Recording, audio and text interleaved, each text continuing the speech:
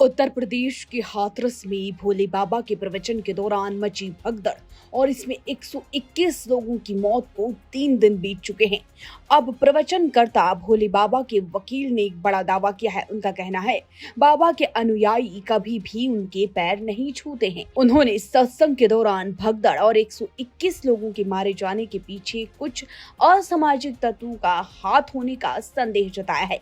तो जिस नारायण साकार हरि उर्फ भोले बाबा के सत्संग में इतना बड़ा हादसा हुआ वो अभी तक फरार है। प्राप्त जानकारी के अनुसार भोले बाबा घटना वाले दिन यानी कि मंगलवार की दोपहर 1:40 पर ही मौके से निकल गया था।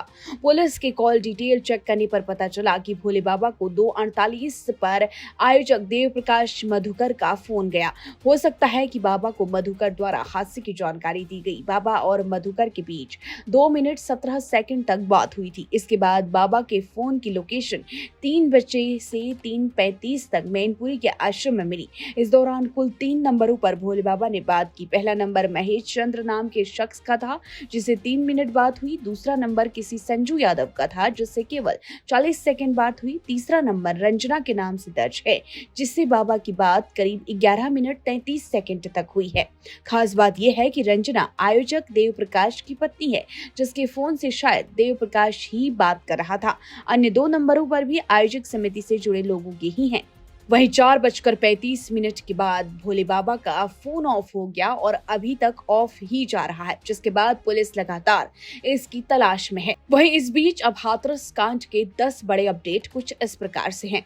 पहला, भोले बाबा के वकील ने दावा किया कि कुछ असामाजिक तत्वों ने साजिश रची। जब नारायण साकार हरि कार्यक्रम स्थल से चले गए, उनके वाहन चले गए, तो हमारे स्वयंसेवक और अनुयायी साजिश के कारण ये समझने में विफल रहे कि क्या हो रहा है। ये एक योजना के तहत किया गया था, इसकी जांच होनी चाहिए। दूसरा है, प्राथमिकी में किए गए दावों और स्थानीय उप जिला अधिकारी द्वारा तैयार की गई रिपोर्ट के बारे में पूछे जाने पर उच्चतम न्यायालय के वकील ने आरोपों से इनकार करते हुए कहा कि भोले बाबा के भक्त उनके कभी पैर नहीं छूते। चरण रज का उल्लेख भी झूठा है। इस तरह के कृत्य का कोई भी वीडियो या फिर तस्वीर नहीं है। तीसरा है, वकील एपी सिंह ने कहा है कि बाबा भोले और सिकंदरा राव थाना क्षेत्र के पुलराई गांव में आयोजित सत्संग के मुख्य आयोजक का प्रतिनिधित्व कर रहे थे। भगदड़ के सिलसिले में दर्ज प्राथमिकी में प्रवचनकर्ता का नाम आरोपी के तौर पर नहीं है। चौथा है, उत्तर प्रदेश की राज्यपाल आनंदी पटेल के निर्देश पर राज्य सरकार ने हाथरस भगदड़ की जांच के लिए 3 सदस्यीय न्यायिक जांच आयोग गठित की है। 3 सदस्यीय न्यायिक जांच आयोग की अध्यक्षता इलाहाबाद उच्च न्यायालय के न्यायमूर्ति सेवानिवृत्त ब्रजेश कुमार श्रीवास्तव करेंगे। अन्य 2 सदस्यों में भारतीय प्रशासनिक सेवा के पूर्व अधिकारी हेमंत राव और भारतीय पुलिस सेवा के पूर्व अधिकारी भावेश कुमार सिंह शामिल हैं। 5वां, आधिकारिक विज्ञप्ति के मुताबिक राज्य सरकार ने राज्यपाल की सहमति से न्यायिक आयोग का गठन करते हुए 5 बिंदु पर रिपोर्ट देने को कहा है। इनमें कार्यक्रम के आयोजकों द्वारा जिला प्रशासन द्वारा दी गई अनुमति और उनकी शर्तों के अनुपालन की जांच करना शामिल है।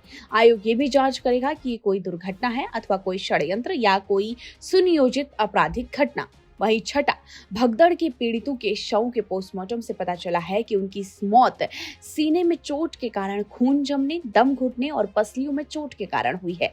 7वां, हाथरस में मची भगदड़ में 121 लोगों की मौत के बाद आगरा में साकार विश्व हरि भोले बाबा के 2 सत्संग रद्द कर दिए गए हैं। इसमें से एक सत्संग 4 से 11 जुलाई तक सैया में था और दूसरा 13 से 23 जुलाई तक शास्त्रीपुरम में आयोजित होना था। 8वां है, हाथरस में भगदड़ में 121 लोगों की मौत के एक दिन बाद उत्तर प्रदेश के मंत्री असीम अरुण ने बुधवार को कहा कि राज्य सरकार ने भविष्य में ऐसी घटनाओं को रोकने के लिए बड़ी सभाओं की अनुमति देने के लिए एसओपी पर काम करना शुरू कर दिया है। 9वां, उत्तर प्रदेश के हाथरस में मची भगदड़ की घटना की जांच के लिए शीर्ष अदालत की किसी सेवानिवृत्त न्यायाधीश की निगरानी में 5 सदस्यीय विशेषज्ञ समिति गठित करने का अनुरोध करते हुए उच्चतम न्यायालय में बुधवार को एक याचिका दायर की गई है। और 10वां है, हाथरस पुलिस भोले बाबा की तलाश कर रही है। बुधवार को एक टीम भोले बाबा के ग्वालियर स्थित आश्रम में पहुंची। एक दिन पहले पुलिस मैनपुरी आश्रम में भी पहुंची थी पर भोले बाबा वहां नहीं मिले। फिलहाल इस बाबा के गिरफ्त माने का इंतजार है। तो क्या हुआ है, कितने लोग इसमें घायल या डेथ हुई? बहुत लोग थे। हम सत्संग में गए थे, साल थी और वहाँ पर बहुत सारी भीड़ हो रही थी। अचानक सत्संग खत्म हुआ, वहाँ पे बहुत सारी भीड़ हो रही थी। रास्ता जाम हो रहा था, निकलने के लिए जगह नहीं थी।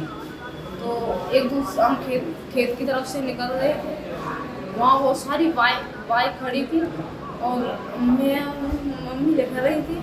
तो अचानक ही धक्का मुक्की हो गई, जगह नहीं थी पाँव धरने की। तो अचानक ही बहुत सारे लोग उनके नीचे दर गए, उनकी तो मौत हो गई। मेरे साथ आई थी मम्मी की ऐसे हालत थी। अच्छा, ते गड्ढे में गिर गए थे या भगदड़ हो गई थी, भगदड़ के नीचे दब गए? हम डरने की जगह नहीं थी, एक दूसरे में धक्का दे रहे थे। नीचे जगह थी, उस नीचे जगह पे मोटरसाइकिल बड़ी थी, हम ऊंचे पे खड़े थे, अचानक ही गिर गए एकदम।